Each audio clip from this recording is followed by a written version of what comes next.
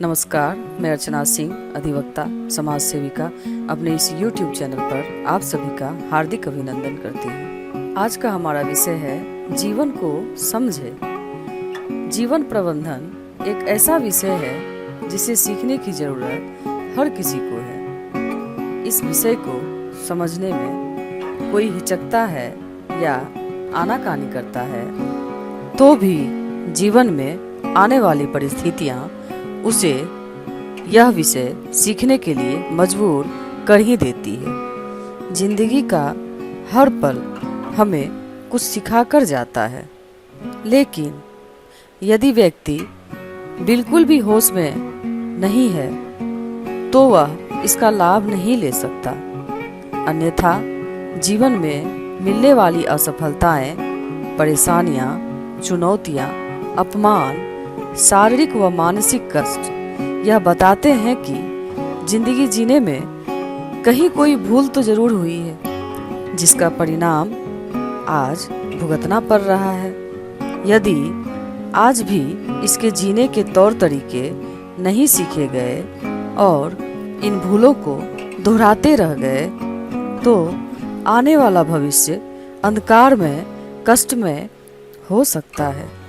निश्चित तौर पर जीवन को संभालने के लिए जीवन को गहराई से समझना जरूरी है। इसके सिद्धांतों को जानना जरूरी है और अपनी क्षमताओं को पहचानना तथा उनका सही नियोजन करना भी उतना ही जरूरी है।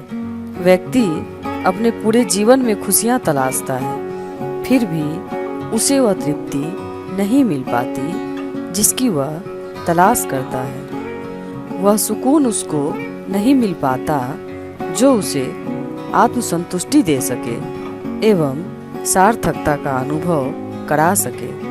इसके लिए व्यक्ति को अपनी चाहतों के ढेर में से सही चाहत को तलाशना होगा। जो चाहतें व्यक्ति पूरी करने में लगा है, उनके पूरा हो जाने पर क्या वह संतुष्ट हो पाएगा या फिर उसकी अतृप्ति बढ़ जाएगी? ऐसा क्या है जिसकी उसे परम आवश्यकता है, जिसके मिल जाने से उसकी अतृप्ति समाप्त हो सकती है? इस प्रश्न को बार बार सोचना होगा और सही उत्तर की प्रतीक्षा करनी होगी। हमारा जीवन जिन शक्तियों से संचालित है उनका हम सदुपयोग भी कर सकते हैं और दुरुपयोग भी। यह कार्य करने के लिए हम स्वतंत्र हैं, लेकिन हम जिस तरह का कार्य करेंगे उसका फल भोगने के लिए भी स्वतंत्र हैं, क्योंकि वहाँ पर हमारी स्वतंत्रता समाप्त होती है और महाकाल की स्वतंत्रता आरंभ हो जाती है। इसलिए इस तथ्य को भली प्रकार समझकर हमें कर्म करना चाहिए। जिस तरह के परिणाम की हम आशा करते हैं उसके अनुरूप कर्म करने का प्रयास करना चाहिए। यदि हमारे कर्म की क्षमता ज़्यादा है तो परिणाम आशा से भी अच्छे मिल सकते हैं, और यदि कर्म की क्षमता कम है तो परिणाम आशा के विपरीत मिल सकते हैं। लेकिन सदैव वर्तमान के कर्म के आधार पर अपने भविष्य में मिलने वाले परिणाम का आकलन करना उचित नहीं है, क्योंकि मिलने वाले परिणाम हमारे कई शुभ और अशुभ कर्मों के फल हो सकते हैं। हमारे जीवन में कौन सा कर्म कब फलीभूत होगा यह व्यक्ति के संज्ञान में नहीं होता। कर्मों का परिपाक तो जन्म जन्मांतर का खेल है और इस क्रम में विधाता ने कहीं कोई त्रुटि नहीं की है। सभी व्यक्ति को अपने किए हुए शुभ और अशुभ कर्मों का फल भुगतना ही पड़ता है। कोई भी इससे बच नहीं सकता, चाहे वह भगवान ही क्यों न हो। और यह प्रक्रिया तभी थमती है जब व्यक्ति निष्काम भाव से प्रभु को समर्पित करते हुए निरंतर लंबे समय तक कर्म करता है। ऐसे किए गए निष्काम कर्म से व्यक्ति के जन्म जन्मांतरों के संस्कारों का नाश होता है और व्यक्ति सही अर्थ में परम तत्व को समझ पाता है। हमारे जीवन के दो पक्ष हैं, एक दृश्य और दूसरा अदृश्य।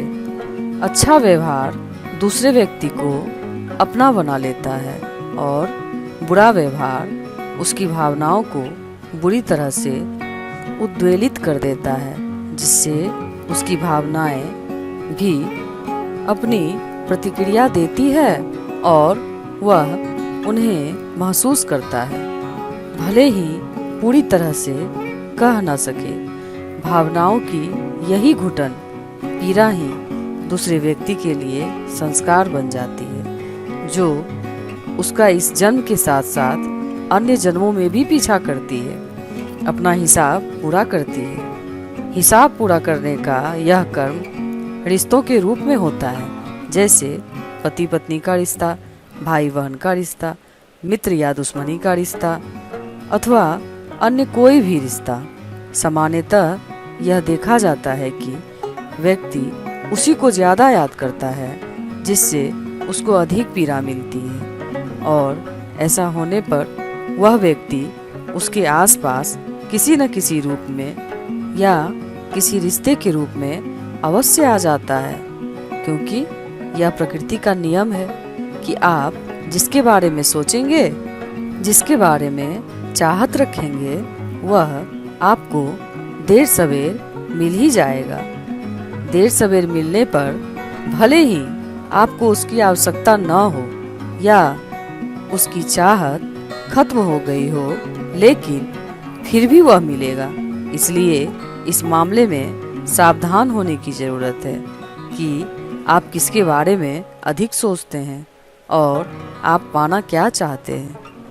यदि हमें अपने इन हिसाब किताब वाले रिश्तों से मुक्त होना है, तो एक उपाय यह है कि हम इन रिश्तों का आदर करते हुए संबंधित व्यक्ति के प्रति अच्छा व्यवहार करें। ऐसा व्यवहार करें जो इनकी भावनाओं को फिर से सुकोमल व सुंदर बना दे। जहाँ पर भी इनकी भावनाएं आहत हैं, उनमें मलहम लगा दे।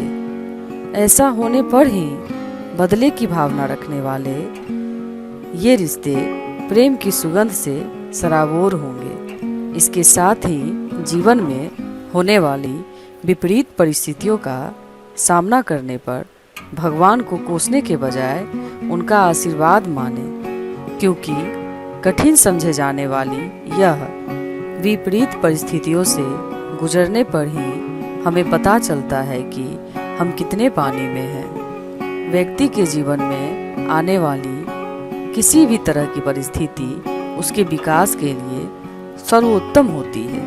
अतः हमें अपने दृष्टिकोण को सुधारना चाहिए। इसे सकारात्मक बनाने से व्यक्ति का मन सदैव प्रसन्न व संतुष्ट होगा।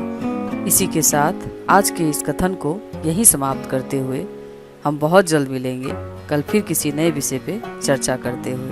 अगर आपको मेरा यह वीडियो पसंद आए तो प्लीज़ लाइक, कमेंट और सब्सक्राइब जरूर करें। धन्यवाद।